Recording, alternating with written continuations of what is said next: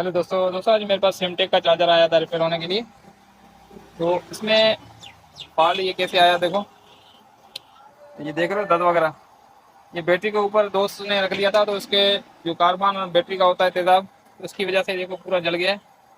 आज मेरे पास लेके आया तो इसको मैं बनाता हूँ और मुकम्मल डिटेल के साथ वीडियो अपलोड करूँगा अपने इसी चैनल पे। तो अगर किसी को दोस्त को सिमटेक का चार्जर की रिपेयरिंग का कोर्स सीखना है तो मेरे यूट्यूब चैनल पे ऑलरेडी अपलोड है। ठीक है दोस्तों। और दोस्तों मैं आप दोस्तों से एक बात शेयर कर दूं। ठीक है दोस्तों, तो कभी भी चार्जर, बैटरी चार्जर या बैटरी के ऊपर या बैटरी के बिल्कुल नज़दीक नहीं रखना है। बैटरी से थोड़ा हटा के साइड में रखना है ताकि ऐसा कोई फॉल्ट ना आए। ठीक है, देखो बैटरी के ऊपर रखने से इसमें तेजाब आया था, तेजाब की वजह से ऐसी हालत हो गई है।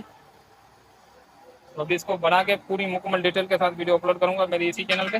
तो अगर किसी दोस्त को रिपेयरिंग का कोर्स सीखना है